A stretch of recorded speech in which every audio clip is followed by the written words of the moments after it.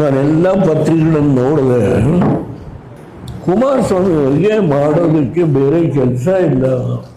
ಕುಮಾರಸ್ವಾಮಿ ಏನು ಮಾಡಿದ್ರೋ ಅದನ್ನೇ ನಾನು ಮಾಡ್ತಾ ಇದ್ದೀನಿ ಅಂತ ಹೇಳಿದ್ದಾರೆ. 1994ರಲ್ಲಿ ನಾನು ರಾಮನಗರದಲ್ಲಿ ಗೆದ್ದು ಈ ರಾಜ್ಯದ ಮುಖ್ಯಮಂತ್ರಿ ಆದೆ. ಆ ಜನತೆ ಕೊಟ್ಟ ಆಶೀರ್ವಾದ ಬಲ ಈ ದೇಶದ ಪ್ರಧಾನಮಂತ್ರಿನೂ ಆದೆ.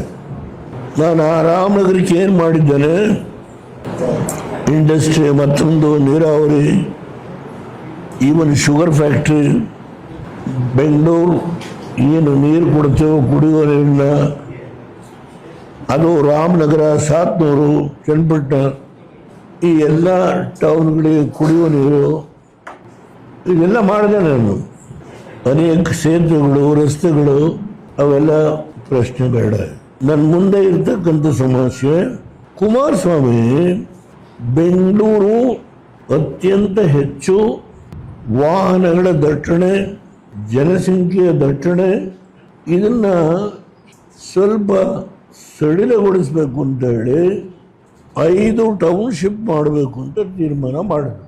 ಇದನ್ನ proceedings of the government of Karnataka 2006 ಇಲ್ಲಿದೆ. ಟೌನ್ಶಿಪ್ ಯಾವುದು?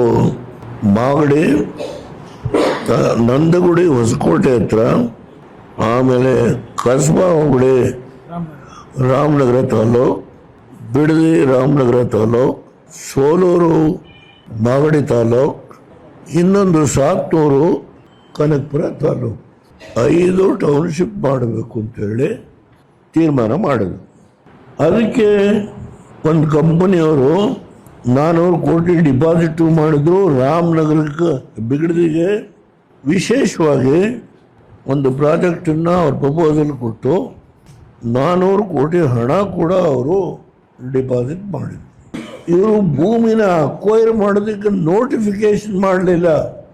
ಸರ್ಕಾರದ ಒಂದು ನಿರ್ಣಯ ಮಾಡಿದರು. ಸತ್ಯ ಸಂಶೋಧನೆಯ ಒಂದು ಸಮಿತಿ ಕಾಂಗ್ರೆಸ್ನವ್ರದ್ದು, ಈ ಭೂಮಿಯೆಲ್ಲ ಕುಮಾರಸ್ವಾಮಿ ಹೊಡೆಯಕ್ಕೆ ಹೊರಟಿದ್ದಾರೆ ಅಂತೇಳಿ ಸತ್ಯ ಸಂಶೋಧನೆಯ ಸಮಿತಿ ಎಲ್ಲ ಕಡೆ ಹೋದರು. ರೈತರನ್ನ ಎತ್ತುಗಡೆ ಕಟ್ಟಿದ್ರು.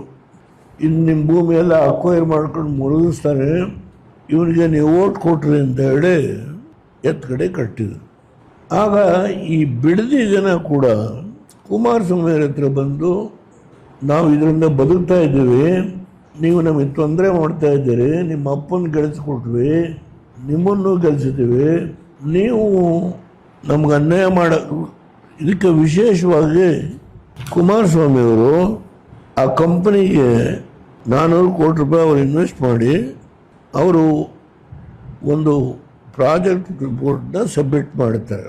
ಅದು ದೊಡ್ಡ ಪ್ರಮಾಣದ ಪ್ರಾಜೆಕ್ಟ್ ರಿಪೋರ್ಟು, ಸುಮಾರು ಒಂದು ಟೌನ್ಶಿಪ್ನೇ ಮಾಡಬೇಕು ಅಂತೇಳಿ ಮಾಡ್ತಾರೆ. ಜನ ಎಲ್ಲ ತುಂಬ ಅವರ ನೋವನ್ನು ಹೇಳ್ಕೊಂಡು, ದಯಮಾಡಿ ನಾವು ರೇಷ್ಮೆ ಬೆಳೀತಾ ಇದ್ವಿ, ಕಬ್ಬು ಬೆಳೀತಾ ಇದ್ವಿ, ಹೈನುಗಾರಿಕೆ ಆಗ್ತಾ ಇದೆ, ನಾವು ಬದುಕ್ತಾ ಇದ್ದೀವಿ, ನಮಗೆ ನೋವು ಮಾಡಬೇಡಿ ಅಂತ ಹೇಳಿ ನಿಮ್ಮ ತಂದೆಯವ್ರಿಗೆ ಓಟ್ ಕೊಟ್ವಿ, ನಿಮಗೆ ಓಟ್ ಕೊಟ್ವಿ.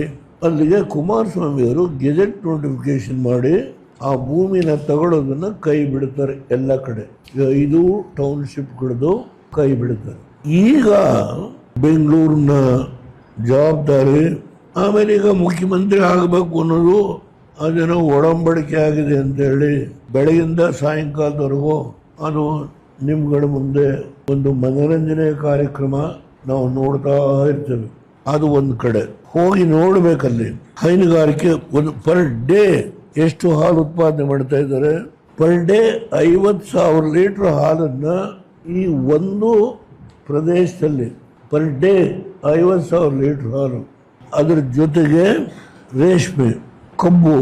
ಕುಮಾರಸ್ವಾಮಿಯವರು ಏನು ಅಲ್ಲಿ ಹರಿಯುವ ಒಂದು ವೃಷಭಾವತಿ ವ್ಯಾಲಿ ಇದೆಯಲ್ಲ, ಅದರಿಂದ ಈ ಎಲ್ಲ ಹಳ್ಳಿಗಳಿಗೆ ನೀರು ಕೊಡ್ತಕ್ಕಂಥದ್ದಕ್ಕೆ 8,000 ಕೋಟಿ, 250 ಕೋಟಿ. ಆ ಕಾಲದಲ್ಲಿ 2006-07ರಲ್ಲಿ ಪ್ರತಿ ಹಳ್ಳಿಗೆ ನೀರು ಕೊಟ್ಟಿದ್ದಾರೆ. ಈ ಗ್ರಾಮಗಳಿಗೆ ಆನಂದವಾಗಿ ಬೆಳೀತಾ ಇದ್ದಾರೆ. ಇದನ್ನ ಅಕ್ವೈರ್ ಮಾಡಬೇಕು ಅನ್ನೋದು ನಮ್ಮ ಈ ರಾಷ್ಟ್ರದ ರಾಜಕೀಯ ಪಕ್ಷದ ಘನ ಅಧ್ಯಕ್ಷರು, ಬೆಂಗಳೂರಿನ ಅಭಿವೃದ್ಧಿಯ ಜವಾಬ್ದಾರಿ, ನೀರಾವರಿ ಜವಾಬ್ದಾರಿ ಹೊತ್ತಿರೋ ವ್ಯಕ್ತಿ ಹೇಳಿದ್ದಾರೆ. ಅದರ ಬಗ್ಗೆ ನಾನು ಈಗ ವಿವರ ಹೇಳಕ್ಕೆ ಹೋಗಲ್ಲ. ಆತ್ಮೀಯರೇ, ನಮ್ಮ ಮಾಧ್ಯಮ ನಿಮಗೆ ಇಷ್ಟವಾದಲ್ಲಿ ಮೇಲ್ಕಾಣಿಸಿದ ನಂಬರಿಗೆ ಆರ್ಥಿಕ ಬೆಂಬಲ ನೀಡುವ ಮೂಲಕ ಪ್ರೋತ್ಸಾಹಿಸಿ. ACB news Karnataka.